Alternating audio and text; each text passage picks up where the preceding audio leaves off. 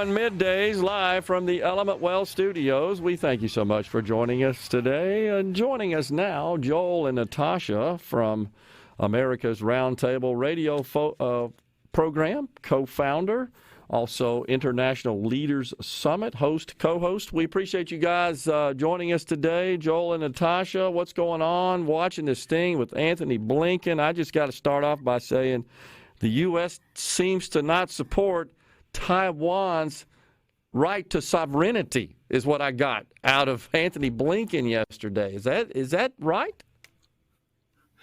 Gerard, it's great to be back with you and also with your engaged listeners. Thank you for the opportunity of joining you all on SuperTalk Mississippi Media. And you are right, the messages that were sent by Secretary of State Blinken certainly did not communicate some of the key principles that we had hoped that he would communicate. In fact, it is important for America to engage in dialogue with major superpowers like China, Russia, India, and other countries. However, in the case of China, we do see China as not just only a competitor, but a rising power where there are certain key threats that are emanating from China. So I guess a great number of us were hoping that there was going to be a robust discussion where key issues would have been communicated, like the human rights abuses in Xinjiang, the issues about Taiwan's sovereignty. However, you are right about it, the fact that they did not really communicate a strong message of support for Taiwan, rather than what we've been experiencing over the years with the Trump administration being very supportive of a strong U.S.-Taiwan relationship. And in fact, it shows in the incompetence of a administration in kowtowing to China rather than standing for key principles. It just seems to me like, Natasha, that until our government at the highest levels acknowledges and accepts the fact that we're effectively at war with China, we're not going to really push for meaningful policy as it relates to America's safety from a physical perspective and an economic perspective. Right. You're right, Gerard. Thank you for having us today. Gerard, I mean, there are so many contentious issues that actually we should consider, as you said. China is our adversary. It's starting with the spying balloon, actually surveilling our military installations. Then the recent news of China establishing a surveillance and intelligence complex in Cuba.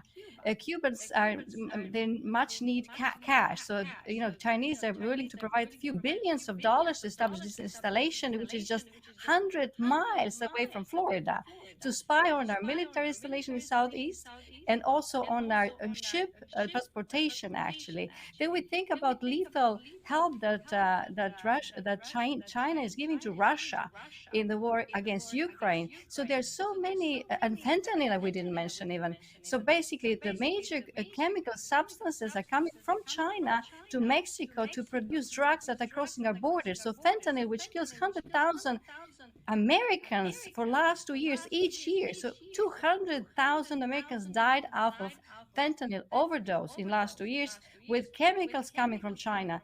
You said it right, Gerard. We have an enemy in China, and we need to really acknowledge that in order to address all these very contentious issues.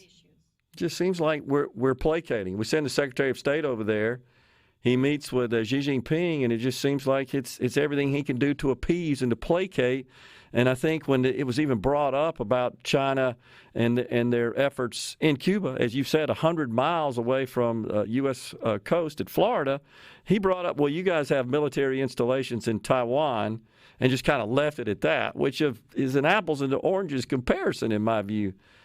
We got to wake up and realize that this is a problem. Let's turn our attention to the news this morning about Hunter Biden and him pleading guilty to misdemeanor tax charges, which I guess is a step in the right direction as far as exposing the corruption there. But when are we going to see anything with respect to the Burisma scandal and what happened there? It is so important for the American public to be able to get to know what exactly happened between the Burisma company and the Biden family. As Congressman Comer, as well as Senator Grassley, have communicated that they have certainly been able to review materials and found out that there's a whistleblower that communicated that there is an allegation of bribery whereby Burisma, through its various accounts, paid the Biden family $10 million, $10 million allegedly going to Joe Biden and allegedly $10 million going to Hunter Biden. There's also the allegations of recordings, tape recordings. Apparently, this individual at Burisma had kept it for his own safety. And so these are deeply concerning issues. And I think that the American public is very interested to knowing the truth regarding these issues. It Yeah. compromises America's security, not only with Russia, China, but our other adversaries as well. And I think it's, appropriate to state that there appears to be a two-tiered justice system in America, where the Justice Department is being weaponized to go after a certain group of political leaders, elected officials that are Republicans, but giving a free pass to those on the left, Democrats. And in fact, someone just recently communicated that when you look at what the report said about Hunter Biden, and if you compare Hunter Biden's case to, say, for example, the actor Wesley Snipes in that similar situation spent 5 years in jail. And Yeah. apparently, Hunter Biden is just True. going to get a slap on the wrist. And that Yeah. is injustice. That's what Americans see. And they are very concerned about this system whereby there is a great erosion of public trust in these institutions that are supposed No to doubt. provide equal justice under the rule of law. Yeah, no doubt about it. Let's talk about Russia and Ukraine. The war just keeps lingering on there. Is the U.S. making the right moves there, do you think, Natasha? This thing just seems like there's no end in sight. Right. I mean, we're coming back to the beginning, actually, when we were saying we needed a strong U.S. leadership at the beginning to actually stop the war, basically, from happening. And I strongly believe that if President Trump was in charge, we wouldn't see the war in Ukraine. Now we don't have other choices. We're here where we are. Russians are really pushing, they're not seizing the opportunity to take more territory. They haven't gotten to the point of, they still have a lot to lose if they stop right now. So they need to be offered some kind of, saving face for Putin to stop the war. Otherwise, this will continue. We're not really advocating for that, but we just cannot look at so many, civilians and the war that is just getting nowhere, because in the end, as after the Balkan wars, we're just going to conclude after a few years that hundreds of thousands of people died for nothing. And Yeah. Ukraine, that wanted sovereignty, perhaps will become EU member country. So what was this all sovereignty question? I mean, it is sovereignty away from Russia for sure, but we need to make sure that we look in a principled way. So I think that we need to probably do more diplomatic, just to prevent more civilians to die. I mean, this is really terrible. Yeah. If, Let's talk about if I the may add, economy. Yeah, please, Joel. Please. yeah, in regard to Russia as we see it today, Gerard, in fact, we did not have that peace through strength policy being affirmed. It was really being undermined.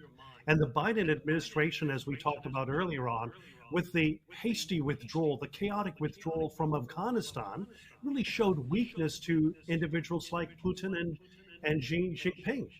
And in fact, I would say that individuals like a Putin took advantage of the fact that we no longer have that strong foreign policy as well as military strength to address some of these issues. And I'm concerned that there is not just only waning support in Congress for this for supporting Ukraine, but there is waning support within the public, and that's also a great concern. Yeah, it just feels like that we've got Putin on one side and Xi Jinping on the other side that just view this country as weak and having feckless leadership, and they just believe they can do whatever they want with impunity, and it's kind of scary. Appreciate you guys joining us. Always a pleasure, and appreciate the insight, especially on some of these global tensions. You guys take care. Thanks a lot. Thank you so much, Gerard. Take care. Thank you. Thank you. We're coming right back with half an hour left on Middays in the Element Wealth Studios. Stay with us.